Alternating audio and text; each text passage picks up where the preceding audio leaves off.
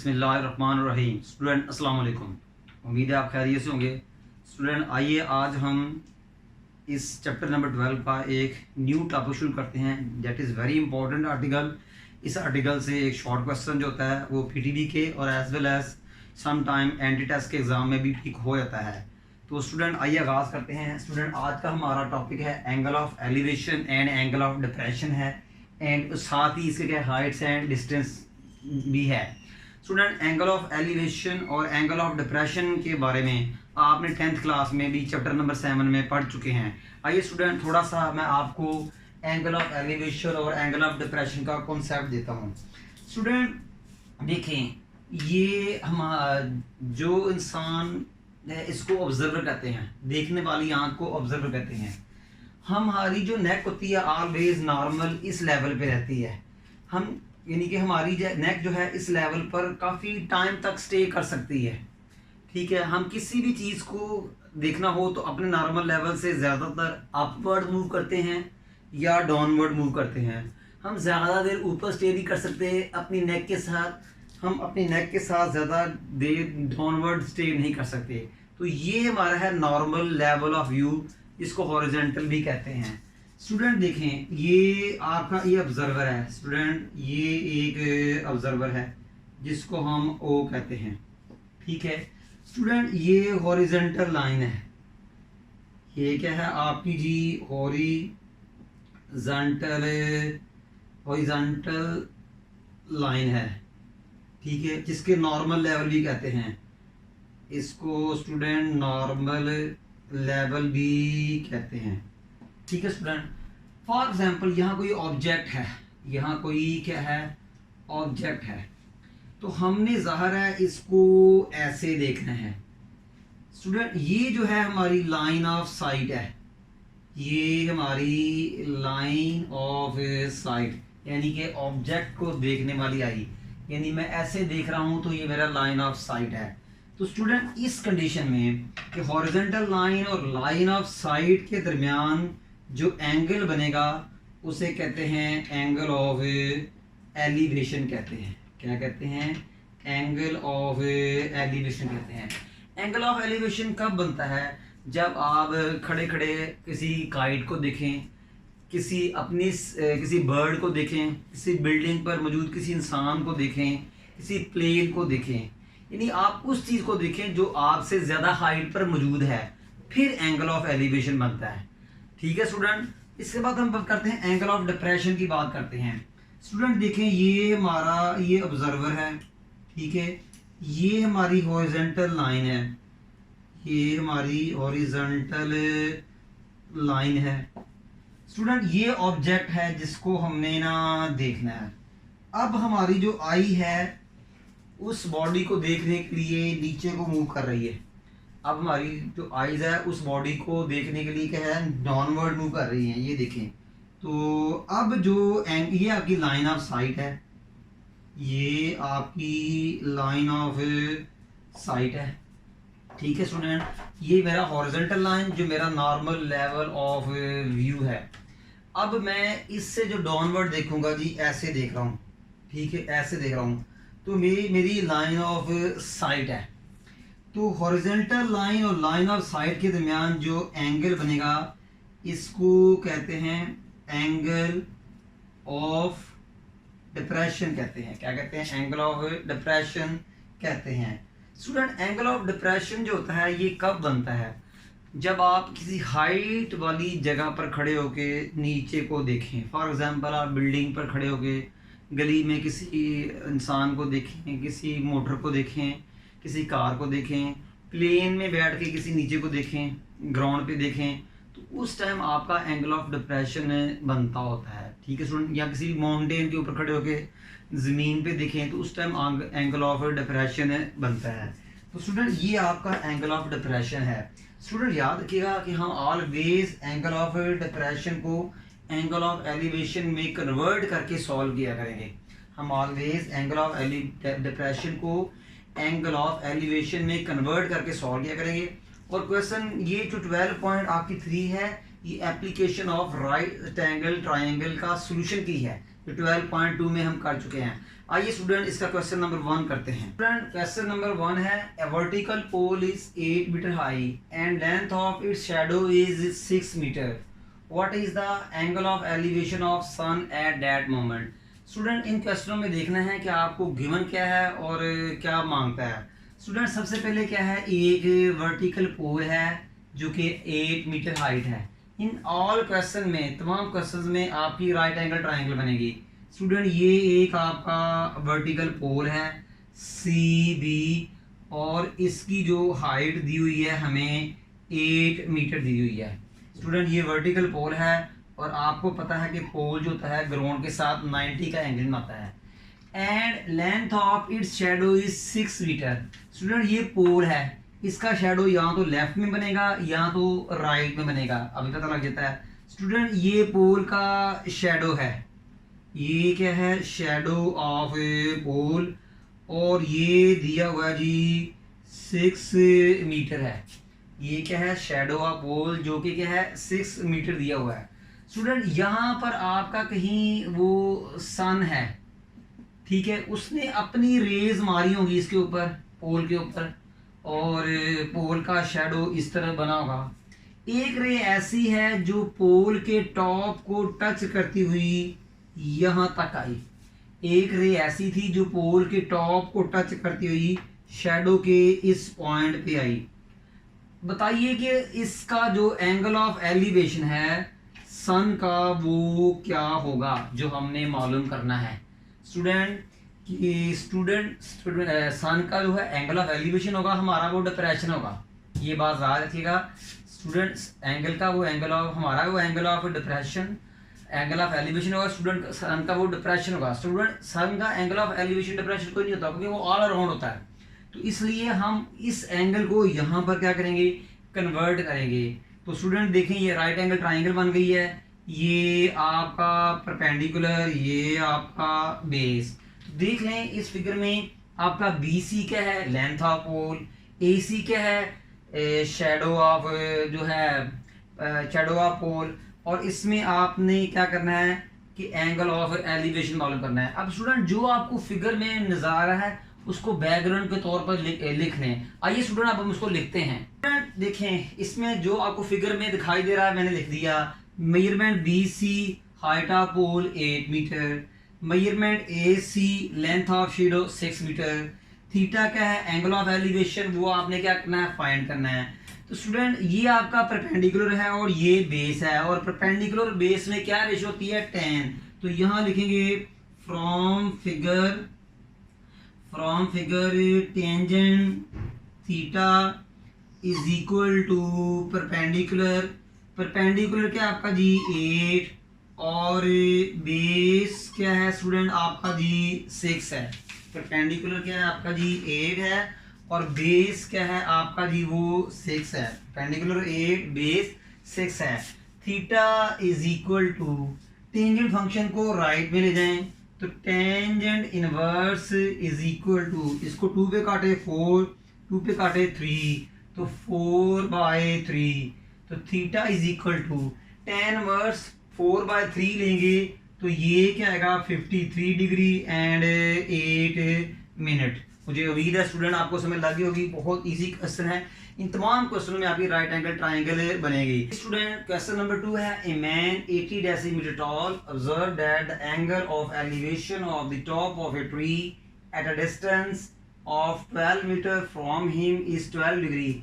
What is the height of a tree.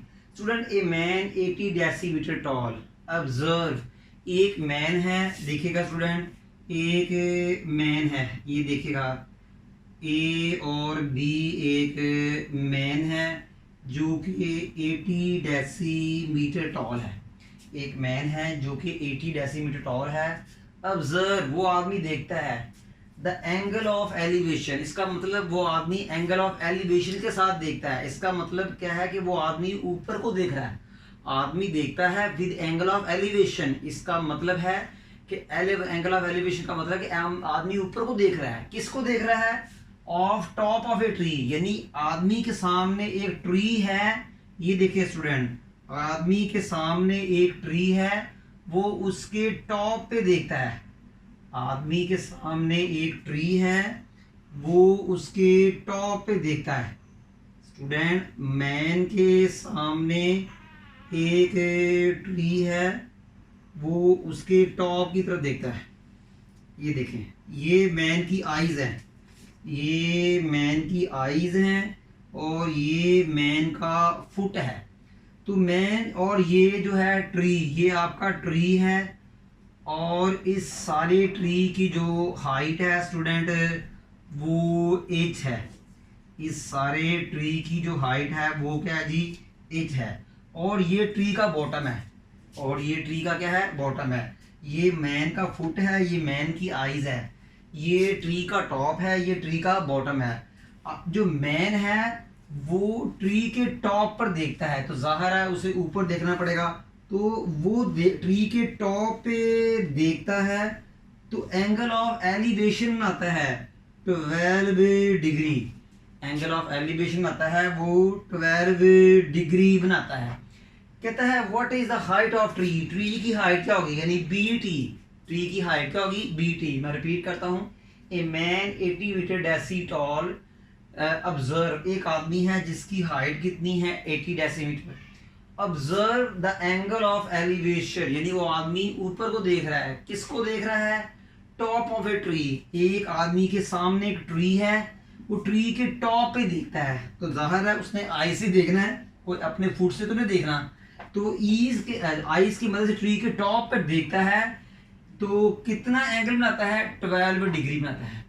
अब उस man का जो ट्री से डिस्टेंस है वो दे दिया है, उस मैन का जो ट्री से डिस्टेंस है वो दे दिया है। उसे कहा है कि man is at a distance of 12 metre from him, tree at a distance of 12 metre from him, कि ये जो ट्री है वो मैन से 12 डेसीमीटर दूर है, या मैन आदमी ट्री जो से 12 मीटर दूर खड़ा है। यानी कि ये मैन है और ये ट्री है, तो दोनों के दरमियान जो डिस्टेंस है वो 12 मीटर है। स्टूडेंट, जो उम्मीद है समझ लगी होगी। स्टूडेंट, तो कहता है जी इस ट्री TB की हाइट क्या होगी। स्टूडेंट, हमें थोड़ी सी फिक्र में मॉडिफिकेशन करनी पड़ेगी। स्टूडेंट, डेसीमीटर है तो स्टूडेंट इसको मीटर में कर दें। डेसीमीटर को मीटर में करना होगा तो 10 से डिवाइड करते हैं, तो ये 1.8 मीटर आ गया। क्यों मैंने डेसीमीटर को मीटर में किया, क्योंकि मैन और ट्री के दरमियान डिस्टेंस भी मीटर में ही है, और इस बुक में के बैक में जो आंसर है वो भी क्या है, मीटर में ही है। या ये डेसीमीटर में है या ये मीटर में है, या दोनों यूनिट को डेसीमीटर में कर दो, दोनों यूनिट्स को मीटर में कर दो, बट आपकी जो ऐसा यूनिट ऑफ लेंथ है वो मीटर में है, तो इसलिए मैंने डेसीमीटर को मीटर में कर दिया। स्टूडेंट, अब इसको थोड़ा सा फिगर में थोड़ी मॉडिफिकेशन करें, इसको थोड़ा सा आगे करें और इसको S पॉइंट कहें। स्टूडेंट, अगर ये आपका BF12 है तो ESB 12 होगा। फिर सुन लें, अगर आपका BF12 है तो ESB 12 होगा। ठीक है स्टूडेंट, अगर स्मॉल मार्कर लेंथ और रेड मार्कर, ब्लैक मार्कर और रेड मार्कर की लेंथ इक्वल होगी। स्टूडेंट, अगर ये EF 1.8 है तो BSB 1.8 मीटर होगा। स्टूडेंट, EF और SB दोनों इक्वल हैं, ये देखें जैसे ये दोनों इक्वल हैं। स्टूडेंट, तो फिर सुन लीजिएगा कि BF और ES दोनों इक्वल हैं, और इसी तरह स्टूडेंट EF और BSB दोनों ही इक्वल हैं। बस स्टूडेंट, हमने ये हाइट मालूम करनी है, ये वाली y। ठीक है, हमें BS तो पहले मालूम हो गई है, बस हमें क्या चाहिए, TS। जब हमें TS और BS मिल जाएंगे, दोनों को प्लस करेंगे तो y मिल जाएगा। उम्मीद है स्टूडेंट समझ लगी होगी कि अब मैं क्या करेंगे कि TS और BS दोनों को प्लस करेंगे एंड में। स्टूडेंट, तो हाइट जो ट्री की हाइट है वो TB है, SB तो ट्री की हाइट मिल चुकी है, बस ST रह गई है जो कि इस राइट एंगल ट्राइंगल से मिलेगी। अब स्टूडेंट, जो बैकग्राउंड जो दिखाई दे रही है उसको आप जो है लिख लें, ये लिख लें या सुन लें। इसमें क्या है कि EF क्या है, is the height of a man, that is 1.8 metre. Student B T क्या है, height of the tree H जो कि हमने फाइंड करनी है। एफ बी क्या है, distance between man and tree वो 12 मीटर है। ठीक है स्टूडेंट हमने बेसिकली फाइंड क्या करना है, वाई करना है। तो हम क्या करेंगे जी, ट्राइंगल पकड़ेंगे जी, टी एस ई, हम पकड़ेंगे ट्राइंगल टी एस ई। इसमें देखें स्टूडेंट, ये परपेंडिकुलर है, ये आपका बेस है। तो देखें इसमें आपका क्या लगाएंगे, टेन लगाएंगे। तो टेंजेंट टेन के साथ क्या आएगा, 12 डिग्री। टेन के साथ क्या आएगा जी, 12 डिग्री। और ये क्या होता है, परपेंडिकुलर। इसमें इस ट्राइंगल में परपेंडिकुलर क्या है स्टूडेंट, टी एस है, और इसको हमने y कहा। इस ट्राइंगल में बेस क्या है स्टूडेंट, इस ट्राइंगल में बेस है आपका जी ई एस, और उसको वो कितना है स्टूडेंट आपका जी 12 है। देख लें इसमें बी एस 12 है। 12 से क्या करें जी कि 10 32 है कि 12 है, मेरा ख्याल ये स्टूडेंट ये 32 लगता है, मुझे चेक कर लेते हैं स्टूडेंट कि ये कितना स्टूडेंट, ये 32 ही है स्टूडेंट। ये एंगल कितना स्टूडेंट, ये 32 ही है। तो 10 32 डिग्री और ये भी 32 डिग्री, इससे मल्टीप्लाई कर दें इक्वल टू वाई। तो Y is equal to 10 32 degree लें और वाई 12 से मल्टीप्लाई करें, स्टूडेंट क्या आएगा 7.498 मीटर होगा। स्टूडेंट हमें एच चाहिए। एच क्या है स्टूडेंट, देखें टी बी जो है बेसिकली क्या है, बी एस और एस टी का सम है। ठीक है, टी बी स्टूडेंट क्या है आपका, वो एच है। टी बी कितना आपका जी, एच है। बी एस कितना है आपका जी स्टूडेंट, 1.8 है। बी एस कितना है आपका जी, 1.8 है। एस टी क्या है आपका, वाई, और वाई हमने फाइंड कर लिया है 7.498। फिर सुन लीजिएगा स्टूडेंट, हमने टी बी फाइंड करना है। टी बी किसके इक्वल है, B S plus S T. B S T B को हमने एच कहा हुआ है जो कि हाइट ऑफ ट्री है। बी एस क्या है 1.8, ठीक है।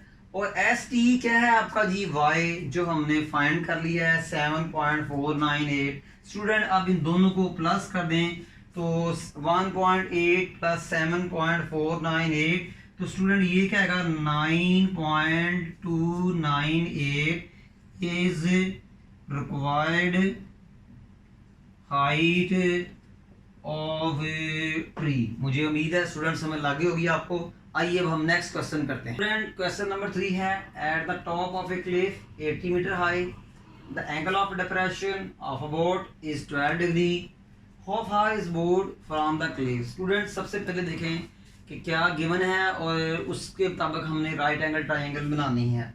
स्टूडेंट क्या है कि लिखा हुआ है at the top of a cliff 80 metre high. इसका मतलब एक क्लिफ है जो 80 मीटर हाई है। स्टूडेंट क्लिफ वो माउंटेन होता है जिसमें स्लोप नहीं होती। अगर किसी माउंटेन में स्लोप आ जाए तो वो स्लोप वो क्लिफ नहीं होती। अगर आपका सीधा माउंटेन हो जाए इसमें स्लोप ना हो तो उसे क्लिफ कहते हैं। एक क्लिफ है जो 80 मीटर हाई है। स्टूडेंट ये देख लें कि ये आपकी क्लिफ है जिसको हम ए बी कहते हैं या सी बी कहते हैं। स्टूडेंट ये आपकी क्लिफ है जो कि 80 मीटर हाई है। आपकी एक क्लिफ है और इसके क्या है 80 मीटर हाई है। लगी समझ। Next, the angle of depression of A boat is 12 degree. अब ये सारी ग्राउंड है स्टूडेंट, ये सारे क्या है, इस तरफ वाटर है। स्टूडेंट समझ लें इस तरफ क्या वाटर है और यहाँ एक बोट है, यहाँ एक क्या है जी बोट है। बोट को हम जी सी कहते हैं। यहाँ एक बोट है, ठीक है। और क्लिफ के मैन पे, क्लिफ के टॉप पे कोई आदमी बैठा होगा, वो क्लिफ की तरफ देखता है, सॉरी वो बोट की तरफ नीचे देखता है। ठीक है, मैन जो है क्लिफ के टॉप पे बैठा हुआ है, तो वो मैन जो है बोर्ड को देखता है विद एंगल ऑफ एलिवेशन। इसका मतलब मैन को नीचे देखना पड़ेगा। देखिए उसने कहा ना the angle of depression of board is 12 degree. क्या मतलब कि जो बंदा बोर्ड को देख रहा है वो बोर्ड से काफी ऊंचा है और उस आदमी को बोर्ड को देखने के लिए गर्दन को नीचे मुंह करना पड़ता है। वैसे जिस इंस्ट्रूमेंट की मदद से एंगल ऑफ एलिवेशन या डिप्रेशन मेजर करते हैं ना उसे कहते हैं सेक्सीटेंट। उसे क्या कहते हैं जी? सेक्सीटेंट। ये एक ऐसा इंस्ट्रूमेंट है जिसकी मदद से हम एंगल ऑफ एलिवेशन और डिप्रेशन को मेजर करते हैं। अब वो जो आदमी है वो बोर्ड को देखता है एंगल ऑफ डिप्रेशन के साथ। कितना जी? 12 डिग्री।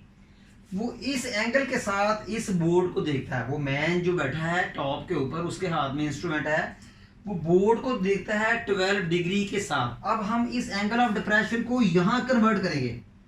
जब भी एंगल ऑफ डिप्रेशन बनेगा यहाँ हम उसको यहाँ कन्वर्ट करेंगे। स्टूडेंट मेरी बात समझ लगी आपको जी? यहाँ जो भी एंगल ऑफ डिप्रेशन होगा हम उसको यह क्या है यहाँ कन्वर्ट करेंगे। स्टूडेंट मेरी बात समझ लगी इस बात की आपको जी? चलो जी, इसको बी कहते हैं, इसको सी कहते हैं और इसको क्या कहते हैं जी? ए कहते हैं। आप नेम कोई भी चेंज कर सकते हैं। अब पूछता है कि वो जो बोर्ड है वो क्लिफ से कितनी दूर है। पूछता है कि how far board is away from Cliff. कहता है आखिर में how far is board from the Cliff, कि बोर्ड क्लिफ से कितनी दूर है। मैं रिपीट करता हूं जी, एक क्लिफ है AC 8 मीटर उसकी हाइट है। एक दूर है बोर्ड है जो कि क्लिफ से काफी दूर है, यहाँ पर है। इस क्लिफ के टॉप पर कोई आदमी बैठा होगा, वो इस बोर्ड की तरफ देखता है तो ज़ाहिर है उसने नीचे देखना है, तो वो एंगल ऑफ एलिवेशन बनाता है आदमी 12 डिग्री। ये कहें वो जो मैन है बोर्ड को 12 डिग्री के डिप्रेशन के साथ देखता है। तो कहता बताइए कि वो जो अब इस एंगल ऑफ डिप्रेशन को यहाँ हम कन्वर्ट करेंगे, यहाँ हम इसको क्या करेंगे? कन्वर्ट करेंगे। तो स्टूडेंट वो कहता बताइए ये जो बोर्ड है वो क्लिफ से कितनी दूर है। तो ये बैकग्राउंड थोड़ी सी लिख रहे हैं। Measurement AC is height of cliff 80 metre. Measurement BC ये क्या है? Distance of board from the cliff X, और ये आपने फाइंड करना है। Measure of angle of depression theta वो कितना है? 12 डिग्री। स्टूडेंट उम्मीद है समझ लग गई होगी। इस फिगर में ये परपेंडिकुलर है और ये बेस है। तो परपेंडिकुलर और बेस में कौन सी ट्रिग्नोमेट्रिक रेशियो लगती है? टेंजेंट। तो फ्रॉम ट्राइंगल, फ्रॉम फिगर भी कह सकते हैं कि टेंजेंट के साथ एंगल वो आएगा जो यहाँ है 12 डिग्री इज इक्वल टू, और वो क्या होता है? परपेंडिकुलर। और इस फिगर में परपेंडिकुलर क्या है स्टूडेंट? AC, और वो कितना है? 80 मीटर ओवर बेस। इस फिगर में बेस क्या है स्टूडेंट? BC। इस फिगर में बेस क्या है? BC, और वो कितना है? X, और वो स्टूडेंट हमने फाइंड करना है। उम्मीद है समझ लगी होगी। X को 10-12 डिग्री के साथ मल्टीप्लाई करें और इज इक्वल टू 80। फिर 10-12 को 80 पे डिवाइड करें तो 80 ओवर 10-12 डिग्री। तो x इक्वल टू 80 को 10-12 पे क्या करें स्टूडेंट? डिवाइड। 80 को 10-12 डिग्री पे डिवाइड करें तो ये क्या आएगा? 376.37 is required distance of board from Cliff. ये आपका रिक्वायर्ड डिस्टेंस है जो बोर्ड का क्लिफ के साथ है। उम्मीद है स्टूडेंट आपको समझ लगी होगी। आइए अब हम इसका नेक्स्ट क्वेश्चन करते हैं। Student a ladder leaning against a vertical wall. क्या मतलब स्टूडेंट कि एक लेडर है, लेडर मीन सीढ़ी, ठीक है, जो कि किसी एक वर्टिकल वॉल के साथ लगी हुई है। ये आपकी वर्टिकल वॉल है, ये आपकी वर्टिकल वॉल है जी C एंड B। ये आपकी एक वर्टिकल वॉल है, ठीक है स्टूडेंट, और ये आपकी वर्टिकल वॉल है। इसके साथ एक लेडर लगी हुई है, ये लेडर है जी, ये लेडर का फुट है। ये आपकी लेडर लगी हुई है, लेडर को हम एल भी कह सकते हैं। अब लेडर जो है वो ग्राउंड के साथ 24 डिग्री का एंगल बना रही है। लेडर जो है वॉल के साथ या ग्राउंड के साथ 24 डिग्री का एंगल बना रही है। अब लेडर का जो फुट का ना वॉल से ये डिस्टेंस हमें दे दिया है, वो कितना है जी 5 मीटर है। वो कितना है जी 5 मीटर है। कहता है जी लेडर की लेंथ मालूम करें। क्या कहता है, लेडर की लेंथ मालूम कर ले। फिर सुन लीजिएगा, एक वॉल है, वर्टिकल वॉल है जिसको हमने BC कहा। एक लेडर उसके साथ लगी हुई है ये वाली, इस तरह। ये लेडर का फुट है, ये लेडर का टॉप कह सकते हैं। लेडर जो है वॉल के साथ या ग्राउंड के साथ 24 डिग्री का एंगल बनाती है, ठीक है। लेडर के फुट का वॉल के फुट से डिस्टेंस दिया हुआ है 5 मीटर। वॉल की कोई हाइट नहीं दी हुई और पूछ रहा है कि लेडर की कितनी हाइट है। इसमें थोड़ी सी बैकग्राउंड लिखेंगे कि मेजरमेंट जो है आपका जी FB, ये क्या है, लेंथ ऑफ लेडर, और ये हमने L इसको कहा है और ये फाइंड करनी है। फिर measurement FC, distance of ladder from wall, वो स्टूडेंट कितना जी आपका जी 5 मीटर है। स्टूडेंट अब देखें इस फिगर में, ये आपका परपेंडिकुलर है, ये आपका बेस है और ये आपका हाइपोटेन्यूज है। तो बेस और बेस तो मालूम है, हाइपोटेन्यूज मालूम करना है, नाउन अननाउन, इनके दरमियान क्या ट्रिग्नोमेट्रिक रेशियो बन रही है, कॉस बन रही है। तो फ्रॉम फिगर हम क्या लिखेंगे जी, कोसाइन। कोसाइन के साथ ये एंगल लगाएं 24 डिग्री, और ये होता है बेस ओवर हाइपोटेन्यूज।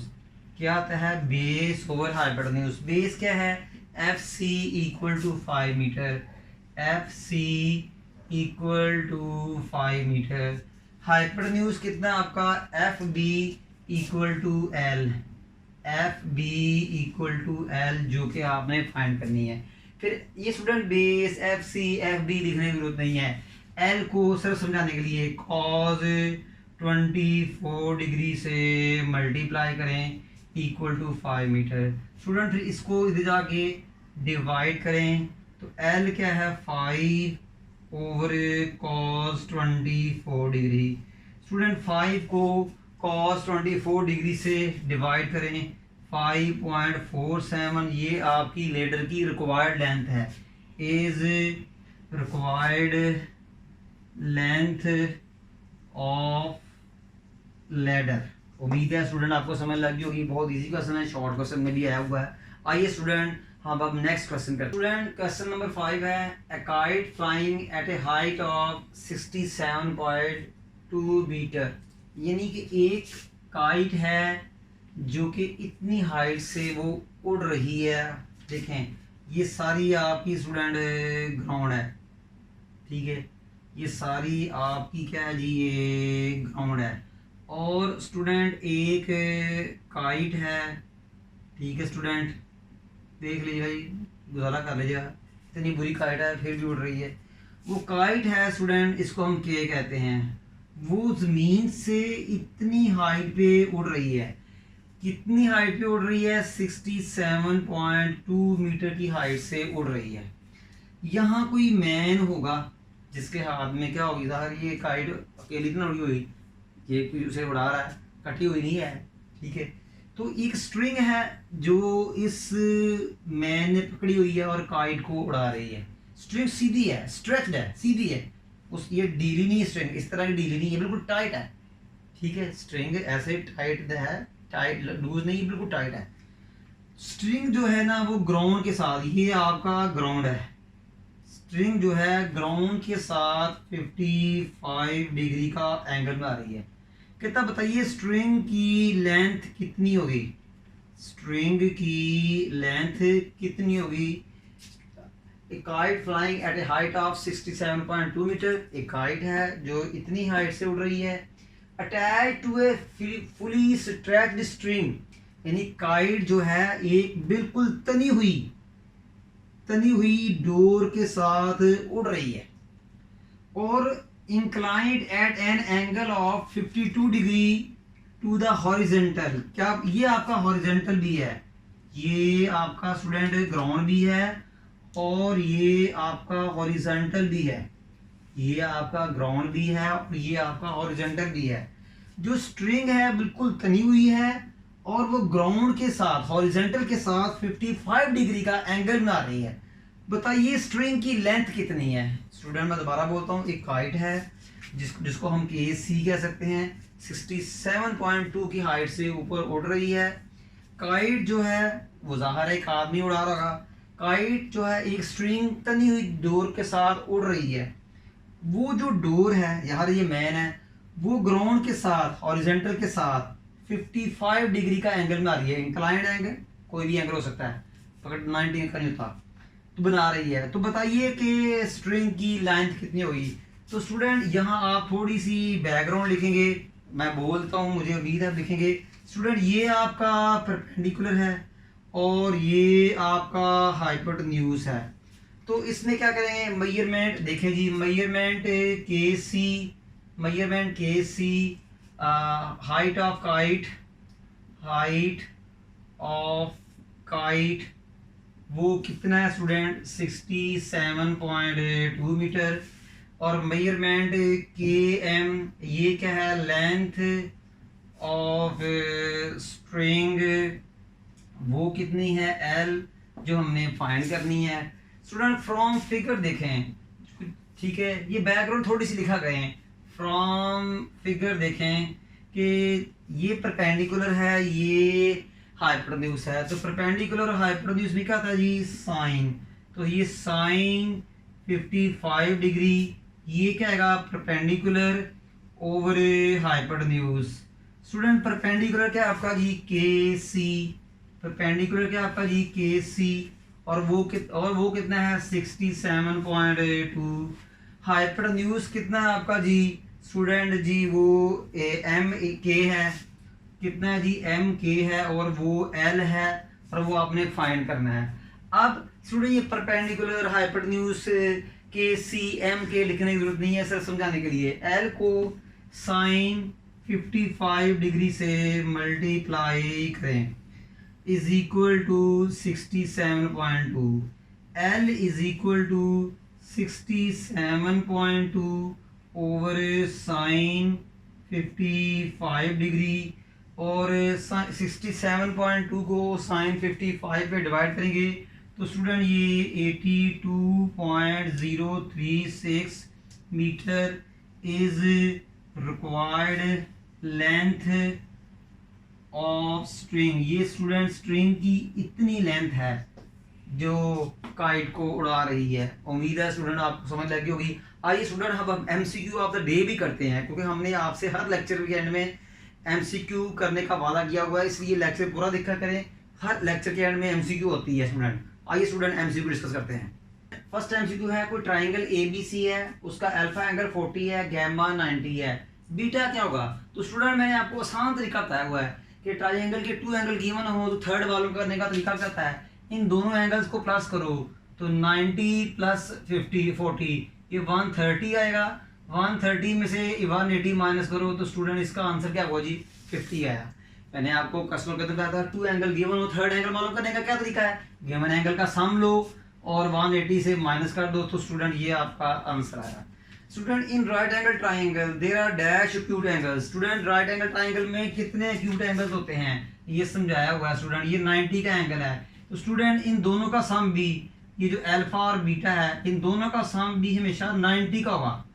ठीक है, इन दोनों का सम भी क्या होगा, 90 होगा। और दोनों क्या होंगे, जो है आपके कंप्लीमेंट्री एंगल्स होंगे, और कंप्लीमेंट्री एंगल्स हमेशा एक्यूट एंगल्स होते हैं। कंप्लीमेंट देखें, अल्फा और बीटा का सम हमेशा 90 होगा। ठीक है, तो ये कंप्लीमेंट्री एंगल्स हैं। तो स्टूडेंट याद रखना कि राइट एंगल ट्राइंगल में सिर्फ 2 एक्यूट एंगल्स होते हैं। ठीक है स्टूडेंट, मुझे उम्मीद है आपको समझ लगी होगी कि ये देखें अल्फा और बीटा दोनों ही लेस देन 90 होते हैं। अगर अल्फा और बीटा में से कोई भी 90 से बढ़ गया तो राइट एंगल ट्राइंगल नहीं रहेगी, वो तो कोई ट्रायंगल रहेगी नहीं है। तो मुझे उम्मीद है स्टूडेंट आपको समझ लगी होगी। स्टूडेंट आज का हमारा लेक्चर वाइंड अप हुआ। इसमें हमने एंगल ऑफ एलिवेशन, डिप्रेशन और एक्सरसाइज 12.3 का क्वेश्चन 1, 2, 3, 5 जो है वो हमने किए, और इसके अलावा हमने 2 इंपॉर्टेंट MCQ भी डिस्कस की।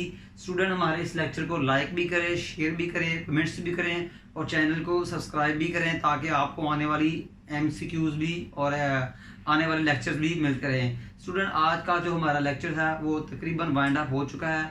हमें नेक्स्ट लेक्चर तक इजाज़त दीजिए जी। तब तक जी अल्लाह हाफिज़।